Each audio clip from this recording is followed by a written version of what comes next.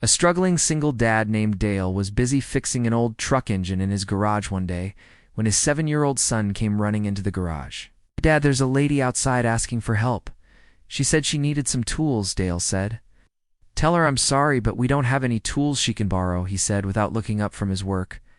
He knew perfectly well what the woman wanted. The same thing had happened 3 weeks earlier.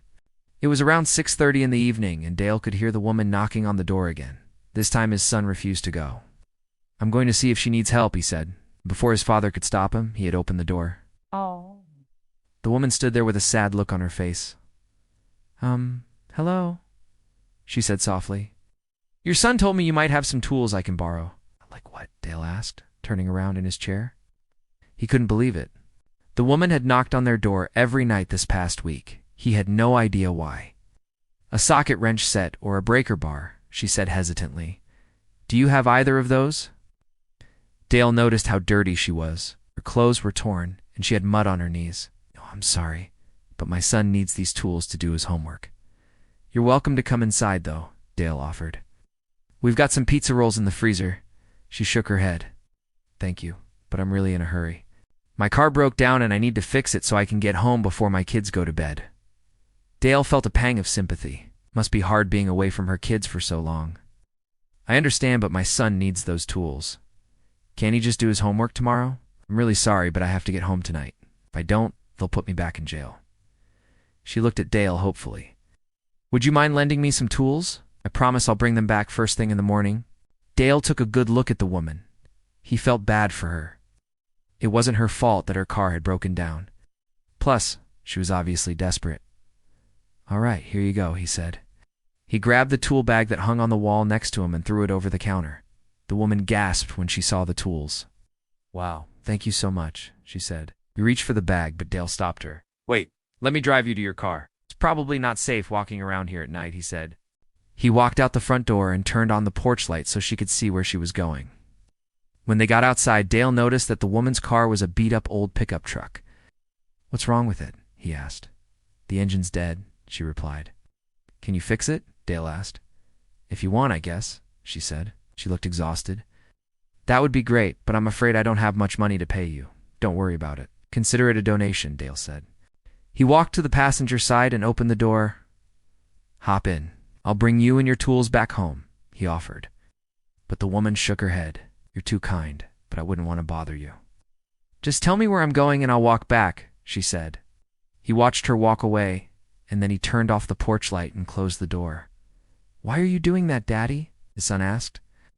"Because that lady doesn't live around here," Dale replied, "and I think she was lying to us." "But why'd you let her go?" "You could have fixed her car," his son said. "Don't have enough tools for both of us.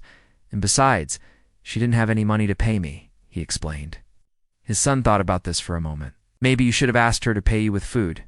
We haven't had dinner yet," he said. They both stood there in silence for a moment. Then Dale spoke up. "You know what? You're right. We could use some food around here. Why don't you stay up late and watch TV while I go check on her?" He put on his shoes and went back outside. He walked over to the woman's truck and yelled, "Hey, wait a minute," she called back. "Are you sure you don't want me to drive you home? It's not safe walking around here at night," he shouted.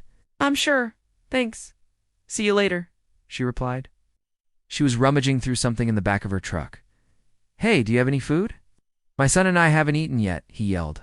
"Sure, hop in," she shouted back. She tossed a bag of groceries over the fence and Dale caught it. He walked back to his trailer and opened the bag. It was filled with canned goods, cereal, milk, and even some fresh fruit. "Oh, thank you so much," he said to the woman. "No problem, neighbor," she replied. "It was nice meeting you." "You too," Dale said. He carried the groceries inside and put them on the table. "Look, honey," he said to his son, "this is all because you were so kind to that lady. You should be proud of yourself," he added. His son beamed. "I am proud of myself," he said. After they ate, Dale cleaned off the tools and put them back in the bag. He was curious to see what kind of car the woman had. So the next morning after his son left for school, he got in his pickup truck and drove over to her house. It was an old rusty trailer, just like his. As he was walking up to the door, he heard a loud worry sound.